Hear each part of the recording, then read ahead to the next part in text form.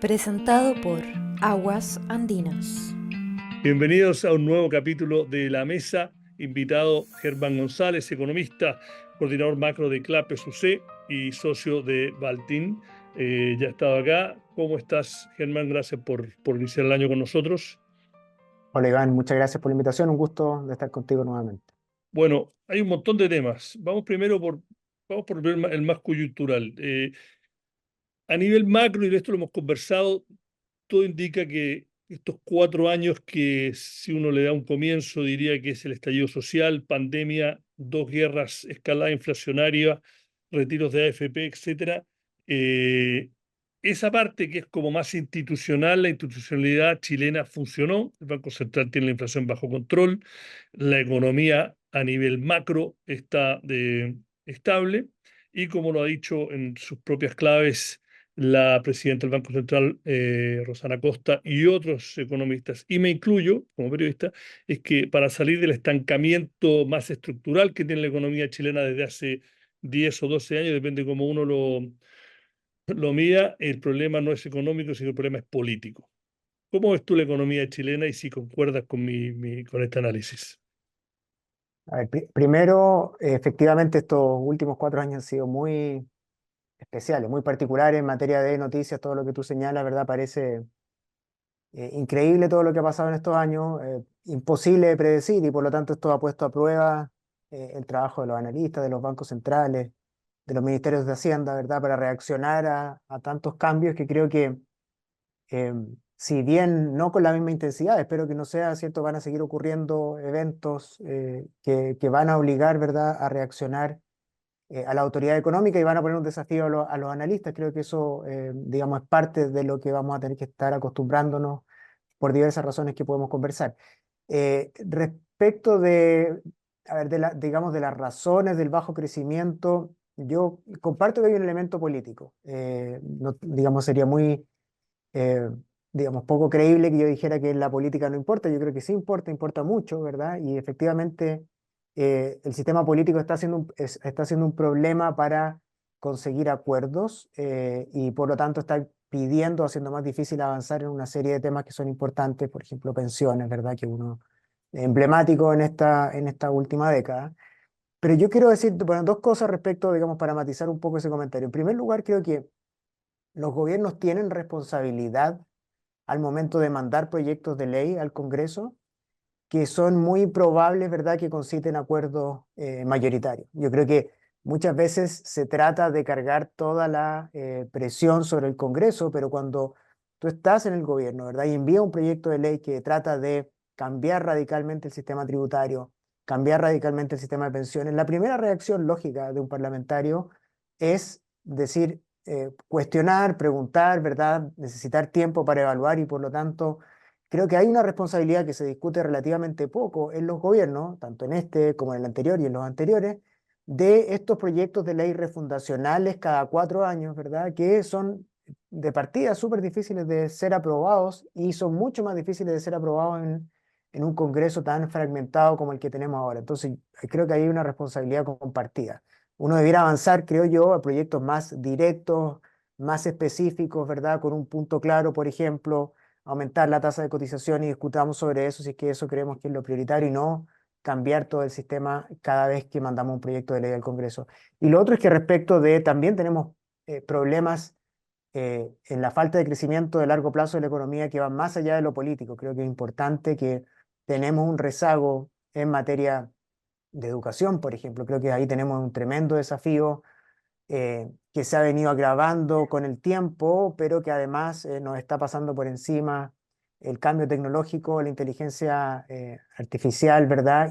Nuestros estudiantes no están siendo preparados para eso. Creo que es un desafío muy grande hacia adelante, más, digamos, los problemas de productividad y de falta de certeza para la inversión que se han venido arrastrando en el último tiempo, que no tienen que ver necesariamente con el sistema político, sino que muchas veces con la conducción del gobierno y con el debate constitucional que ha sido, digamos, la tónica de los últimos años también. Pero al final todo eso es política, po, porque, por ejemplo, tú me dices, hay un gobierno que, y vamos a salir de la política pronto, pero Sí, que solo quería aclarar, tú me dices, efectivamente, bueno, el gobierno tiene que ser realista y ver lo que puede o no puede cambiar. y uno puede hacer el análisis de que, más allá de lo que dice la encuesta Criterio CADEM todas las semanas, no, Ujú. hubo un mandato bastante fuerte de que Chile tiene un problema con educación, pensiones y salud. Y después la pelea de cómo arreglar eso es política, no es técnica. Sí, eh, Porque por ejemplo, y solo un ejemplo, no sí. tengo los números acá, pero por ejemplo, la propuesta que nueva del gobierno que se acordó este fin de semana Mm, de 3-3, tuvo amplia mayoría, pero amplia mayoría en la derecha cuando la propuso Piñera, pero sí. amplia. Y yo estaba mirando ayer, googleando la cantidad de diputados y senadores que la apoyaban, pero pero así con todo, que ahora ya salen a decir de que por ningún motivo. Entonces, si yo soy ciudadano, en Ujú, que yo no estoy todo el día como tú y yo que vivimos de esto, y digo, a mí lo que me interesa es la seguridad, me interesa realmente que se mejoren las pensiones, ¿no? Y vemos eso, digo, esto es la juega en pelota. Y doy mm, un ejemplo solamente de eso, yo sé que hay más, ¿no? Pero por eso me refiero, ¿no? De que al final la claro. decisión es política. Sí, no estoy de acuerdo en que es política. Lo que quiero decir es que no es solo responsabilidad de la fragmentación del Congreso, sino que también es una responsabilidad del Ejecutivo, ¿verdad? Que no pone los proyectos, digamos, que van a atacar el problema, sino que siempre tratan, de distintos sectores políticos, de ir más allá, de plantear un discurso, de poner algo refundacional. Nos pasó a nosotros también en el gobierno anterior, ¿verdad? Una reforma tributaria que quería revertir todo lo que se había hecho 4 años atrás, que más allá de las dificultades políticas que eso tiene, genera una tremenda incertidumbre cuando pensamos en proyectos de inversión de largo plazo. Esta idea de estar discutiendo el sistema tributario permanentemente sin aclarar las reglas del juego creo que nos ha jugado muy en contra en los últimos años. Vamos a temas más macro.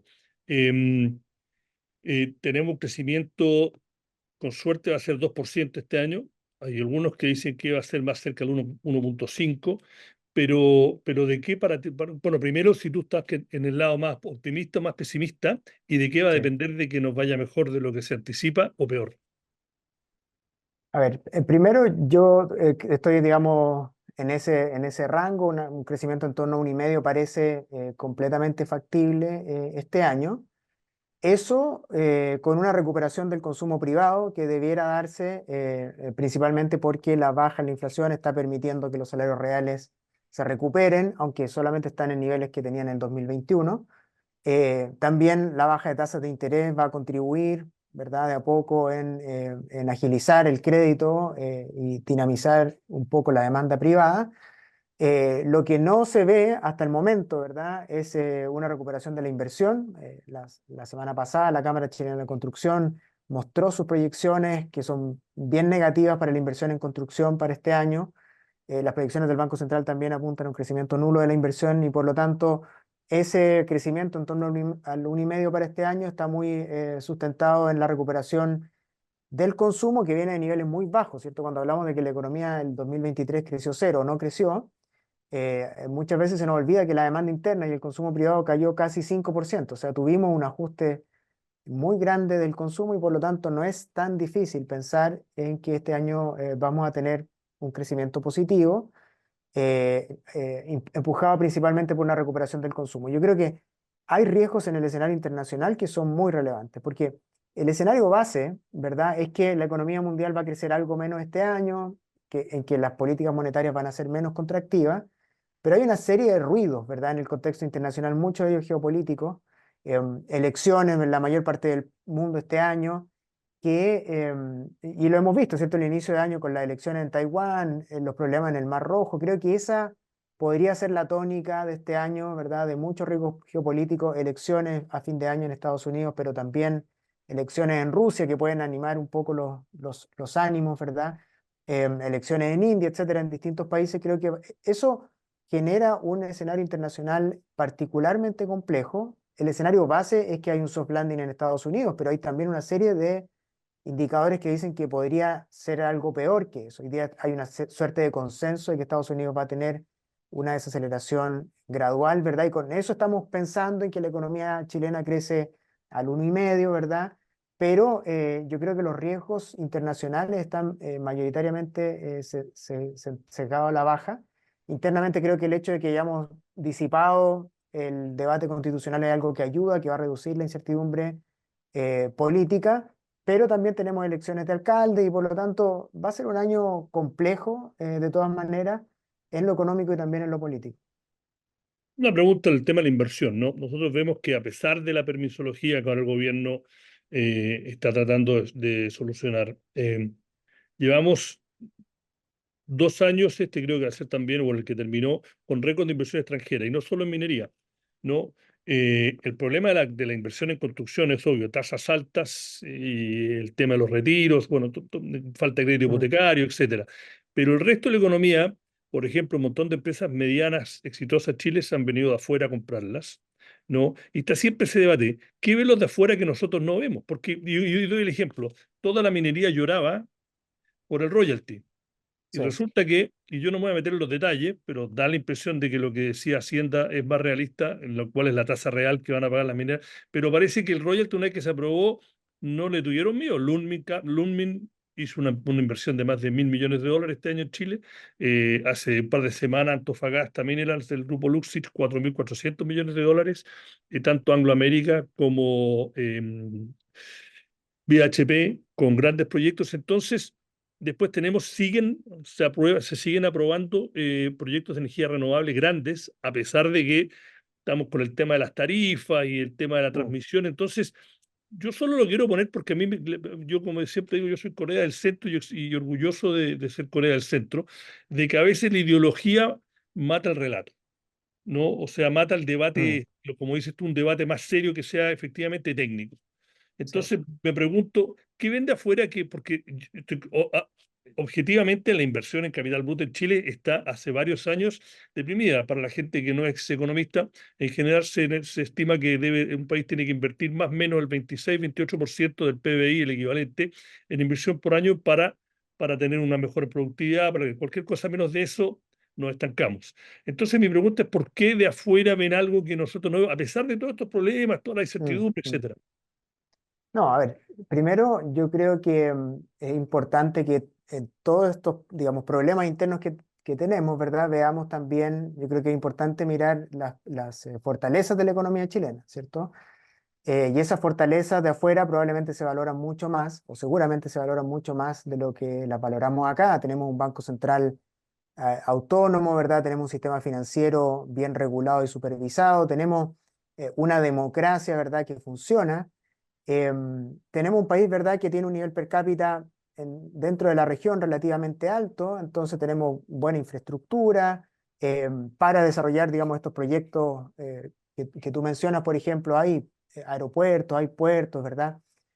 Seguridad dentro de todo todavía tenemos, ¿verdad? Aunque hay algunos elementos de riesgo y por lo tanto somos, digamos, somos una buena economía dentro del mundo emergente y tenemos un potencial en energías, en energías renovables no convencionales principalmente, ¿verdad? Pero en minería también muy grande. Entonces, ¿qué es lo que vende afuera? ¿Cierto? ¿Ves? Lo que vende afuera, creo yo, es una economía que funciona, que ha tenido, ¿verdad?, todos estos incidentes que hemos visto en el último tiempo, el estallido social, el debate constitucional, que en general generan incertidumbre, eh, pero más allá de eso, ¿cierto? Una economía que sale muy bien parado de este periodo de alta inflación, de incertidumbre política y por eso, ¿verdad? Todavía sigue siendo Chile un país atractivo para la inversión, pero yo creo que es importante no abusar de ese capital que tenemos porque hay otros países, ¿verdad?, que están poniéndose al día y que están siendo tan atractivos como Chile, que han aprendido de lo que ha hecho Chile y yo creo que el problema, desde mi punto de vista al menos, es que hemos ido perdiendo esa ventaja que era mucho mayor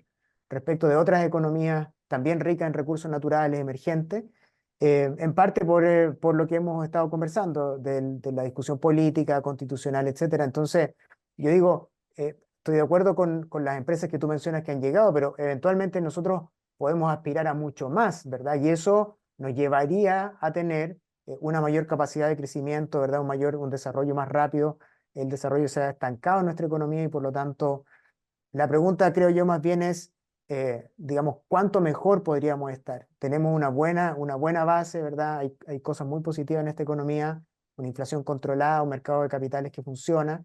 eh, y eso, ¿verdad? Obviamente genera atractivo para la inversión, pero creo que, bueno, es obvio, los datos muestran que necesitamos más inversión porque sin productividad y sin inversión, la economía se queda sin motores para crecer simplemente y eso es lo que nos ha estado pasando. Germán, hablemos ahora del gasto, que es tema que tú no estás acá en una representación oficial, pero aparte de ser coordinador de CLAPES UC y socio de Baltin, también eres parte la CFEAM, Consejo Fiscal, Consejo Fiscal Consejo Fiscal Autónomo. Autónomo. Ujú. Y bueno, un par de cosas de esta semana. Una, qué hacer con cómo contabilizar las platas que van a llegar si se llega a un acuerdo final de SQM con Codelco con el tema del litio. Y después el tema del gasto.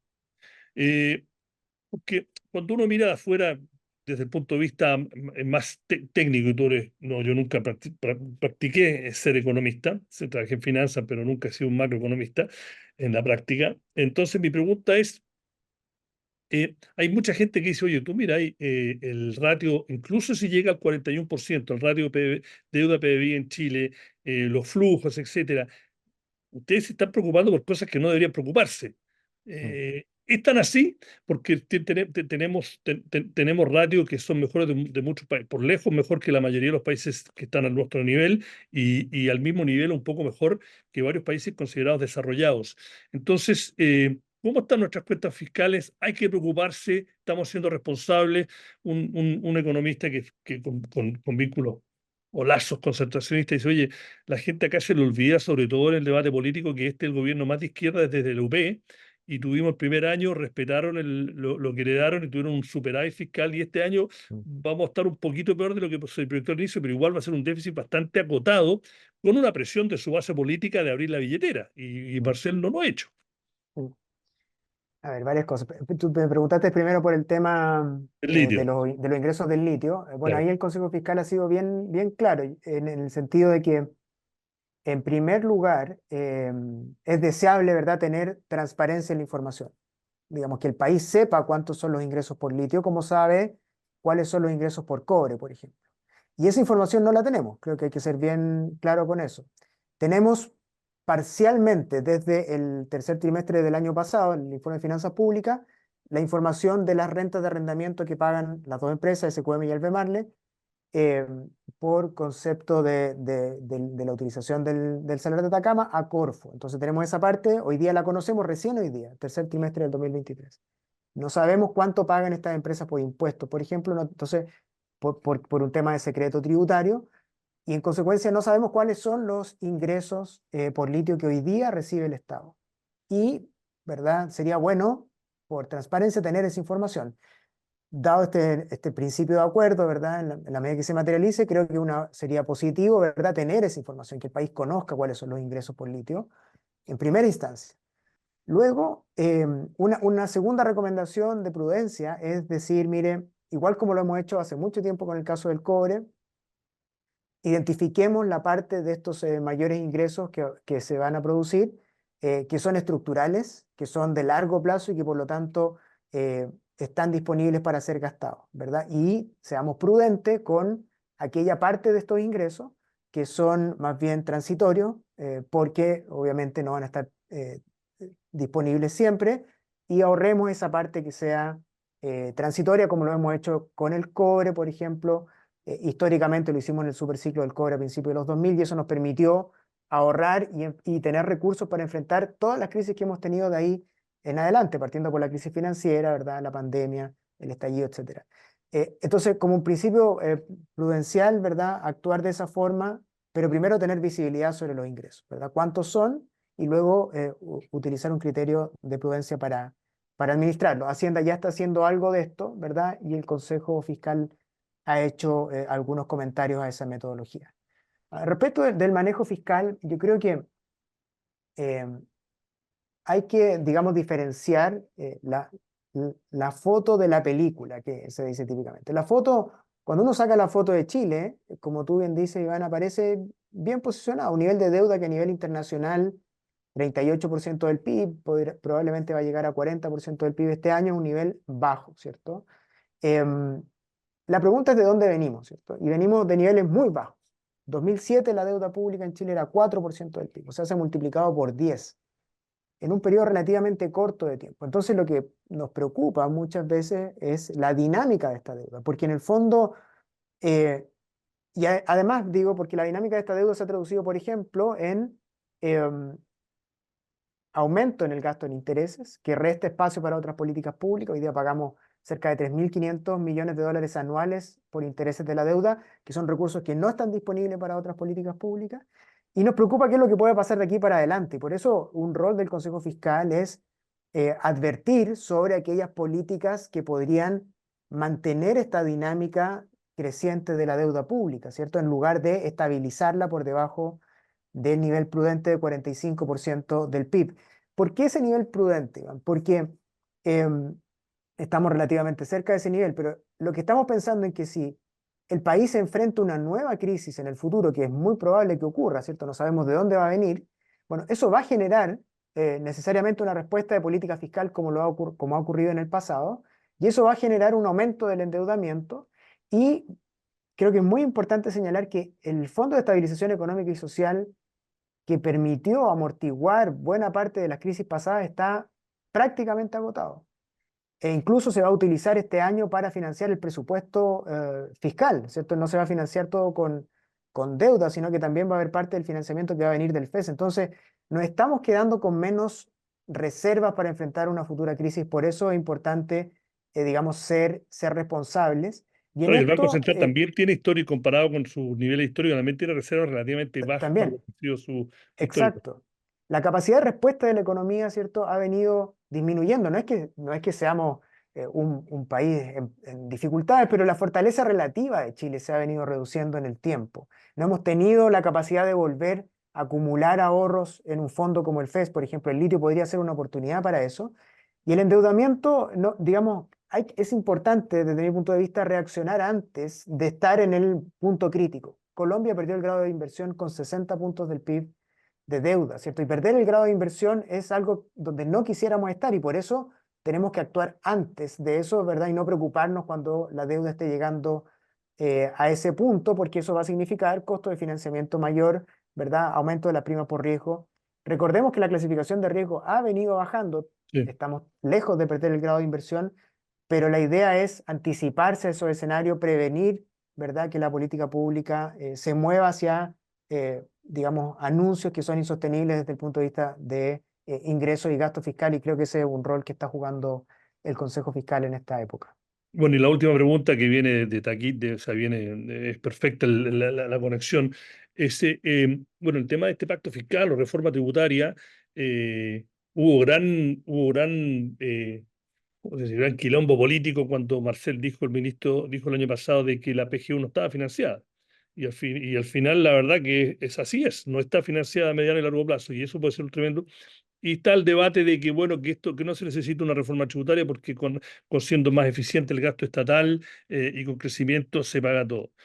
Hacienda mostró datos que no alcanza, y yo me guío porque en Chile cuando nos conviene somos opte, cuando no nos conviene no, depende en qué lado político y cómo salga el informe, pero hace por lo menos 13 años que volví a Chile y que sigo en detallado tanto el Fondo Monetario como el Banco Mundial, como el PNUD, como la OCDE dice que por el nivel de desarrollo que tiene Chile, Chile necesitaría recaudar más. Y estamos nuevamente en la política de cómo hacerlo. O con más Mm. personas, pero la base tributaria, que las empresas le bajen un poco porque estamos por encima del OCDE, pero yo sé que de esto tú sabes mucho más, que trabajaste en un proyecto cuando estuviste con la guitarra, como se dice. Mm. A ver, yo creo que primero, obviamente, en la medida que comprometamos gastos permanentes, creo que tienen que estar, estoy convencido que tienen que estar esas fuentes de financiamiento permanente. Em, y creo que también es importante no comprometer gastos hasta que los ingresos no están ciertos, ¿verdad? O sea, a ver, un error que nos ha llevado en parte a estos déficits persistentes en los últimos años ha sido comprometer gastos ante la expectativa de que vamos a tener mayores ingresos, porque hay proyecciones, un informe financiero que así lo dice, y el gasto típicamente es cierto versus los ingresos que son muy inciertos. Entonces, por mucho que en el discurso uno diga, yo voy a financiar gastos permanentes con ingresos permanentes, en la práctica, lo único que tengo certeza típicamente es que el gasto va a ser el que estoy planificando, pero los ingresos hay mucha incertidumbre y típicamente esos ingresos no se dan. Ahora, creo que el enfoque del pacto fiscal es correcto en el sentido de identificar que las fuentes de ingreso permanentes son tres. Y creo que eso es un aporte, ¿verdad?, en la discusión. Y no decir que solo la única fuente de ingresos son los impuestos. También es importante el crecimiento económico y también la eficiencia del gasto. Lo que pasa con el crecimiento económico es que no es inmediato, ¿verdad? O sea, creo que es adecuado pensar en cómo crecemos más para recaudar más en el largo plazo, pero esas medidas pro crecimiento toman tiempo, ¿verdad? Y son muy inciertas y por lo tanto, en la medida que se traduzcan en ingresos fiscales va a tomar tiempo. Por otro lado, ¿cierto? Por el lado de la eficiencia del gasto, creo que hay más que se puede hacer, más de lo que dice la OCDE, 0,1% del PIB de espacio, ¿verdad?, para mejorar el gasto público. No solo, digamos, parece poco, sino que en mi opinión es poco porque se han hecho esfuerzos mayores, ¿verdad?, de eficiencia del gasto y creo que ahí hay mucho espacio para mejorar. Ahora, por el lado tributario, yo creo que lo primero que debiéramos hacer es hacer que los impuestos que se tienen que pagar se paguen, o sea, reducir la evasión y la elusión.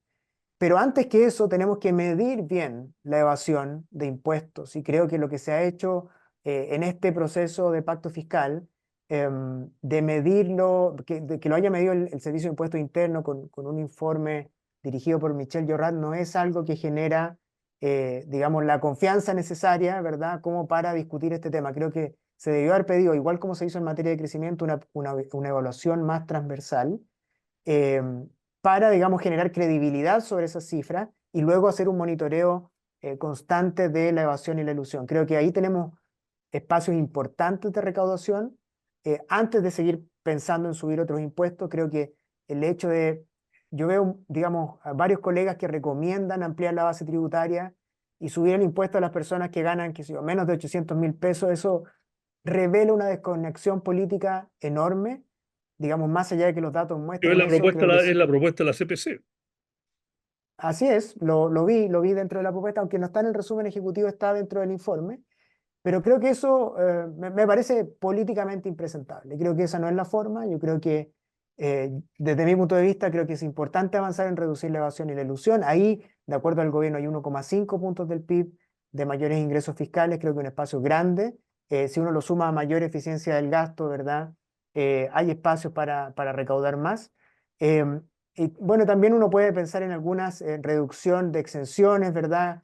Em, por el lado del impuesto a la renta y otros impuestos, pero en lo fundamental creo que más allá del diagnóstico de que hay espacio para subir el impuesto a a las personas, creo que eso, como dije, tiene una desconexión con la realidad brutal y creo que al menos mientras no mejoremos la calidad de los servicios públicos que les prestamos a esas personas, educación, salud, vivienda, yo creo que es impensado avanzar en esa dirección, creo que ese no es el camino.